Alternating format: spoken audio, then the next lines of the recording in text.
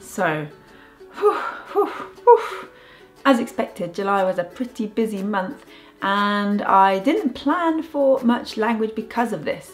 Now, I did, however, manage to get more or less, I think, in the middle of the month, I broke my streak on both Duolingo and Closemaster, which, by the way, is my new favourite thing. We'll talk more about that in a minute. But other than that, I had 2 pretty solid streaks throughout the month of like 14 and 15 days or whatever.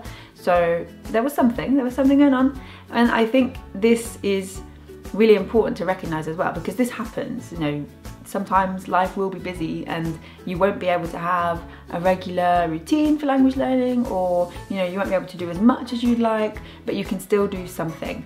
And so yeah, that's really the message from July. So let's talk about Closemaster. This was a bit of a surprise early on in the month. I was recording an episode of the Creative Language Learning podcast with Kirsten, and she mentioned Closemaster, which I'd heard of before but never really tried. So I took a little look, and within minutes I was very excited when I discovered they had Guarani. But not only do they have Guarani, they also have lots of kind of lesser studied Romance languages on there as well. So like Catalan, Galician, Occitan.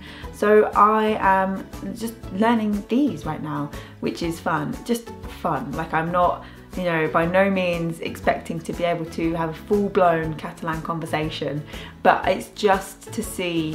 I've always been curious about these languages, about languages that are related especially to languages that I've studied previously. So, you know, Romance languages in particular, 2 of my sort of like bigger languages are French and Spanish. So this is really interesting to see as well languages that are spoken in those countries and to sort of spot similarities and spot differences as well. So far, quite a few X's going on in Galician and Catalan, which is a bit of a surprise. I was expecting in Catalan, not as much in Galician. In Occitan, it seems that if there is a word that you don't know, just guess Q, Q-U-E. Seems to fit in everywhere quite nicely. So yeah, I can't remember how many languages I'm doing exactly on there. There's like, let me see if I can remember. Guarani, Afrikaans, because I had an Afrikaans lesson. I'll tell you more about that in a minute. Indonesian, Latin, Romanian, Catalan, Occitan, Galician, Piemontese, lots. So yeah, Afrikaans, let's talk about that. So when I filmed the update video at the end of last month, I was expecting July to be really busy, to have no time to do anything. I knew my mornings would be all out of whack. So I was like, it's fine, it's all good, I don't mind. And I don't mind, it's been fine.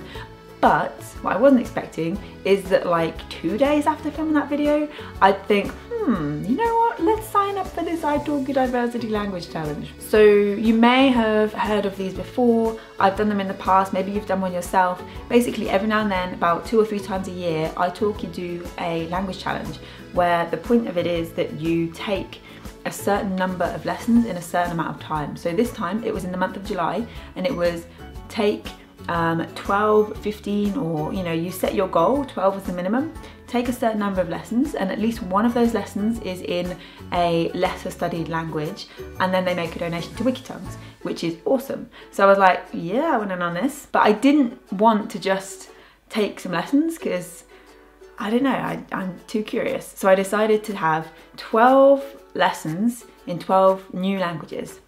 And so far, so fun. I'll be talking more about this later in a separate video because I filmed little bits along the way, but I will show you this. So I did a little notebook and I wrote a whole page of what I know before and then what I learned after the lesson. So it's just 1 hour lesson, just to see, you know, that you don't need hours and hours and months and years to learn something valuable in a new language, or to learn something even just about a language as well. So I started with Malay, then ASL, Hausa, Scottish Gaelic, Javanese, Afrikaans, Gujarati, Hindi, and I have some more booked for the upcoming days. I'm filming this on the last Saturday in July. I've got 4 more booked on the Sunday and the Monday. I've got BSL, I've got Welsh, hopefully, Nahuatl, which is a language spoken in Mexico, and for the final lesson, I decided that I would have a session with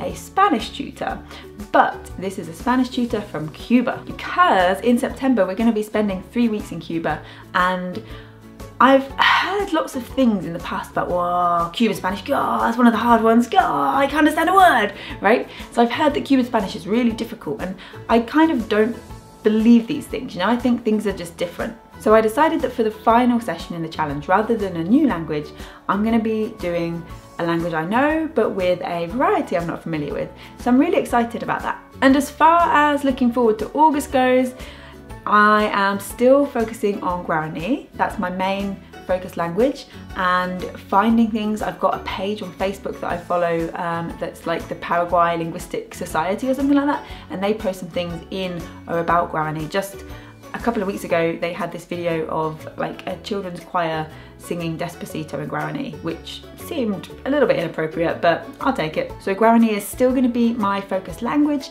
but middle of the month we're off.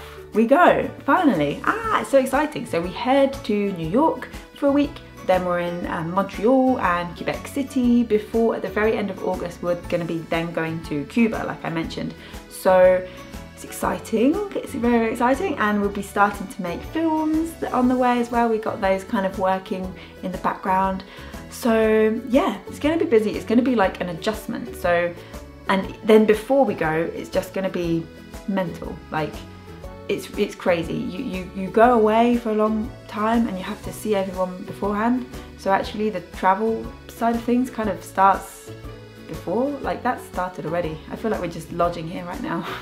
So yeah, huge change, big shift, big adjustment.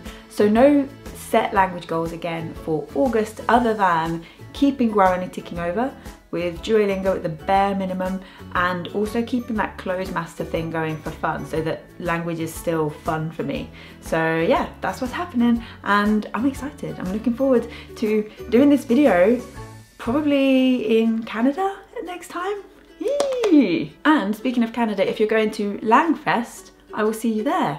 I've got my talk plans going on in the works. It's all very exciting. I'm looking forward to that. And if you haven't yet got your tickets and you're watching this before the event at the end of August, then I'll pop a link in the description below and you can get your tickets there if you're local to the area.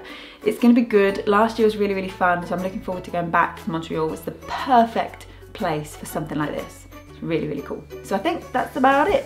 Let me know how your July was. What did you learn this month in the language you're learning? And what are your plans for August? Share them in the comments below. And as always, remember to subscribe for regular language learning videos. I'll see you very soon. Thank you. Bye.